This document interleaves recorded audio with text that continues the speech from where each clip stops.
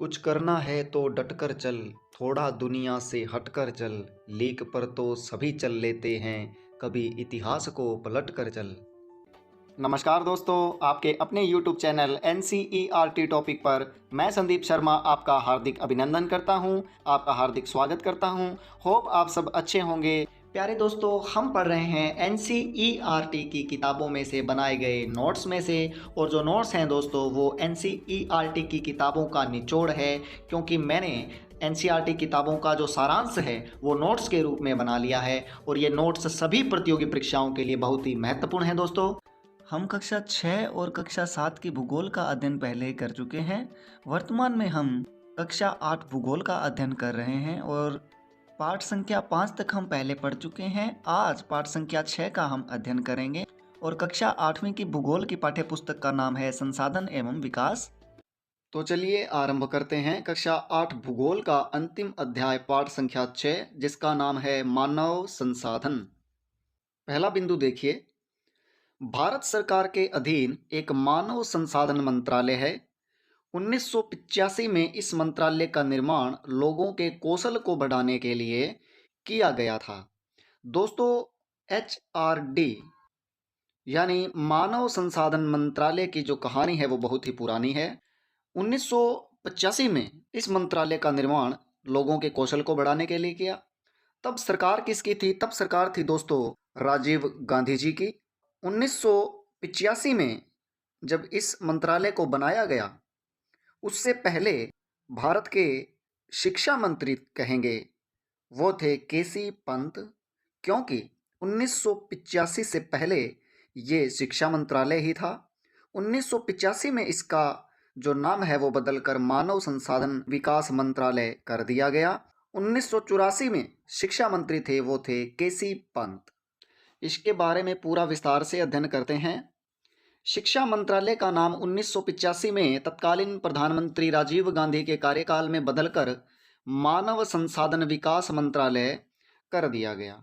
और दोस्तों, मैं आपको बताऊं कि सरकारें किसी भी पार्टी की हो, वो नामों में चेंजिंग करती रहती है, चाहे वो पंचायत भवनों के नाम हों, जैसे मंत्रालयों के नाम हों, अन्य किसी भी प्रकार के संस्थाओं के नाम है, वो समय समय पर उनमें बदलाव होता आपने अवश्य देखा होगा।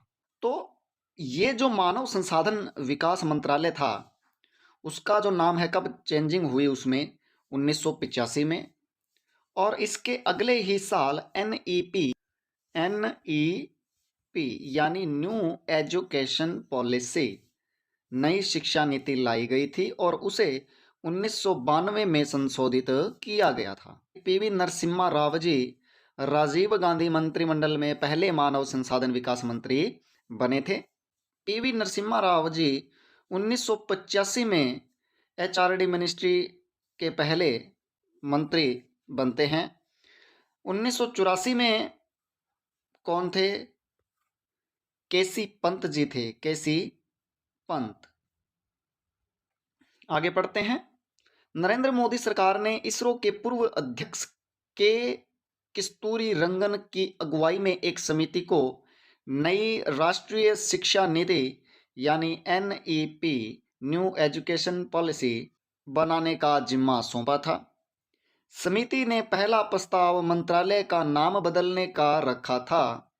ये बहुत ही महत्वपूर्ण तथ्य है। वर्ष 2018 में इंदिरा गांधी राष्ट्रीय कला केंद्र के अध्यक्ष और conference on academic leadership on education for resources की संयुक्त संगठन समिति के भी अध्यक्ष राम बहादुर राय ने यह विचार रखा था। क्या विचार रखा था? ये जो मंत्रालय है इसका नाम आप बदलकर शिक्षा मंत्रालय कीजिए। 1998 में अटल बिहारी वाजपेयी की सरकार बनी। तब सरकार ने HRD मंत्रालय से संस्कृति को अलग कर दिया। 1999 में अलग से संस्कृति मंत्रालय बनाया गया था। वो किससे अलग हुआ था? वो HRD मिनिस्ट्री से अलग हुआ, जिसकी कमान अनंत कुमार को सौंपी गई, यानी अनंत कुमार इसके मंत्री बनाए गए संस्कृति मंत्रालय के।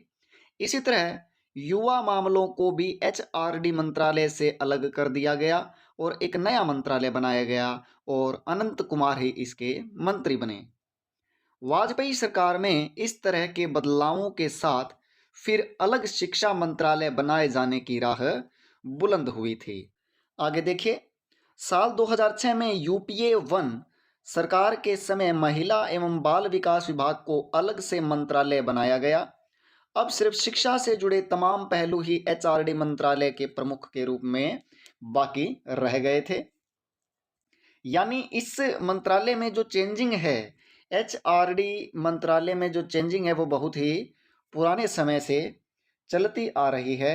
नई जो राष्ट्रीय शिक्षा नीति थी वो 2020 में लागू हुई है और जो ये मसौदा है ये किसने तैयार किया? जो इसरो के प्रमुख रह चुके हैं डॉक्टर के कस्तूरी रंगन जी की अध्यक्षता में इसको तैयार किया गया है और 29 जुलाई 2020 को इस मंत्रालय का नाम बदलकर शिक्षा मंत्रालय कर दिया गया। वर्तमान समय में धर्मेंद्र प्रधान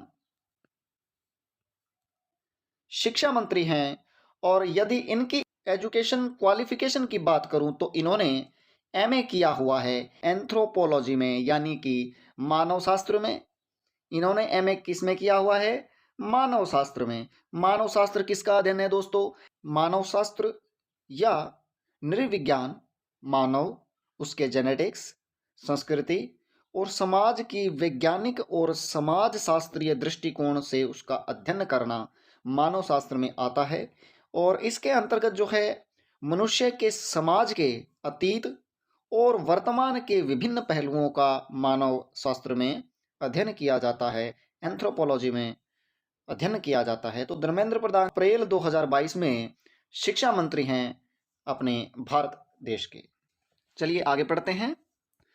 प्रधानमंत्री कौशल विकास यानी पीकेवीवाई योजना को 2015 में 1 करोड़ भारतीय युवाओं को 2016 से 2020 तक प्रशिक्षित करने के उद्देश्य से शुरू किया गया था। ये एक योजना थी। इस योजना का उद्देश्य संभाव्य और मौजूदा रोजगार अर्जक को गुणवत्ता प्रशिक्षण प्रदान करके रोजगार योग्य कौशल की योग्यता को प्रोत्साहित करना है। आगे देखिए, स्वस्थ, शिक्षित और अभिप्रेरित लोग अपनी आवश्यकताओं के अनुरूप संसाधनों का विकास करते हैं। आगे देखिए, लोग ही एक राष्ट्र के सबसे बड़े संसाधन होते हैं। भूपृष्ठ पर जिस प्रकार लोग फैले हैं उसे जनसंख्या वितरण का प्रतिरूप कहते हैं। विश्व की जनसंख्या का 90% से अधिक भाग भूपृष्ठ के लगभग 30% भाग पर निवास करता है। एक बहुत बड़ा जनसंख्या का परसेंट जो है वो बिल्कुल छोटे से पृथ्वी के हिस्से पर भाग पर निवास करता है। उच्च अक्षांशीय क्षेत्रों, उष्णकटिबंधीय मरुस्थलों, उच्च पर्वतों और विषुवतीय वनों के क्षेत्रों में बहुत कम लोग रहते हैं क्योंकि वहाँ पर रहने लायक जो संसाधन होते हैं वो बहुत ही कम होते हैं। आगे देखिए, विषुवत वृत्त के उत्तर में बहुत अधिक लोग रहते हैं जबकि विषुवत वृत्त के दक्षिण में कम लोग रहते हैं। विश्व की कुल जनसंख्या के लगभग 3/4 लोग 2 महाद्वीपों एशिया और अफ्रीका में रहते हैं और विश्व के 60% लोग केवल 10 देशों में रहते हैं। यह भी बहुत महत्वपूर्ण तथ्य है। इन सभी देशों में 10 करोड़ से अधिक लोग रहते हैं। आगे देखिए, भारत की जनसंख्या का औसत घनत्व 382 व्यक्ति प्रति वर्ग किलोमीटर है। 2011 की जनगणना के अनुसार है ये। कितना औसत कितना है? 382 व्यक्ति प्रति वर्ग किलोमीटर। संपूर्ण विश्व का औसत जनसंख्या घनत्व 51 व्यक्ति प्रति वर्ग किलोमीटर है। यह भी बहुत महत्वपूर्ण तथ्य है।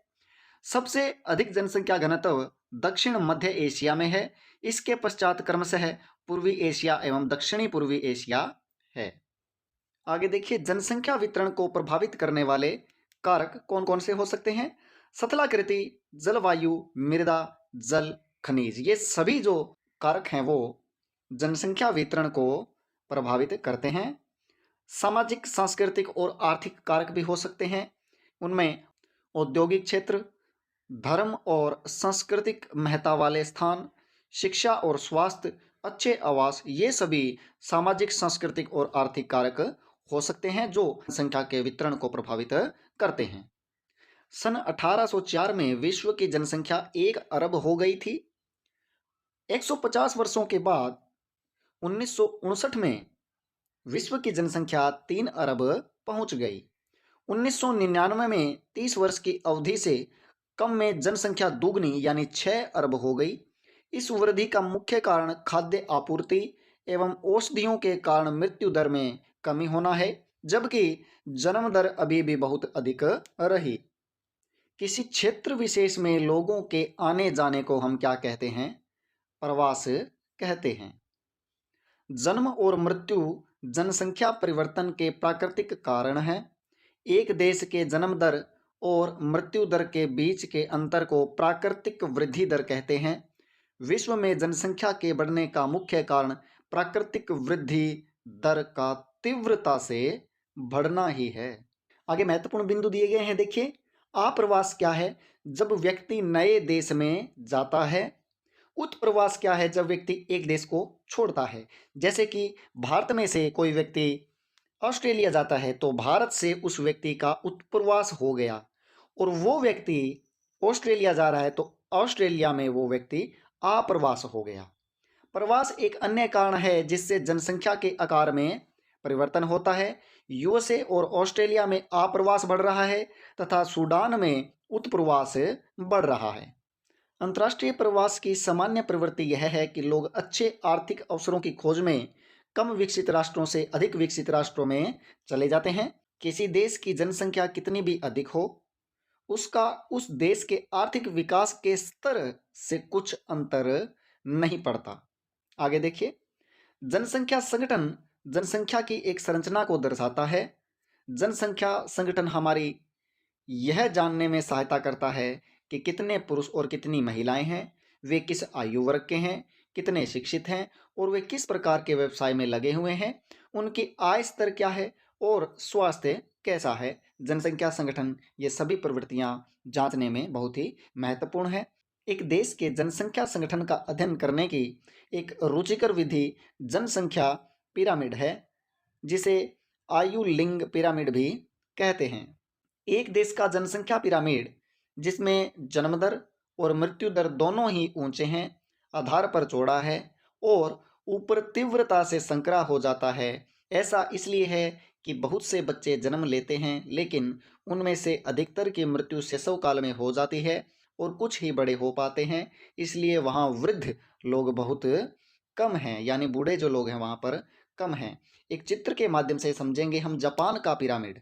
देखिए, कम जन्म दर वाले जापान जैसे देशों में आधार पर पिरामिड संकरा है।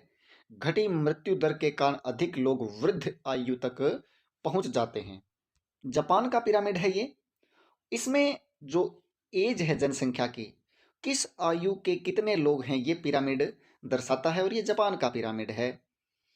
नीचे प्रतिशत दिखाए गए हैं और इधर आयु वर्ग दिखाया गया है। यदि हम देखें पुरुष महिलाएं, ये हिस्सा है वो महिलाओं का है और ये हिस्सा जो है वो पुरुषों का है। इसमें जो 40 से लेकर 44 एज के जो पुरुष और महिलाएं हैं उसका प्रतिशत यहाँ पर देख सकते हैं।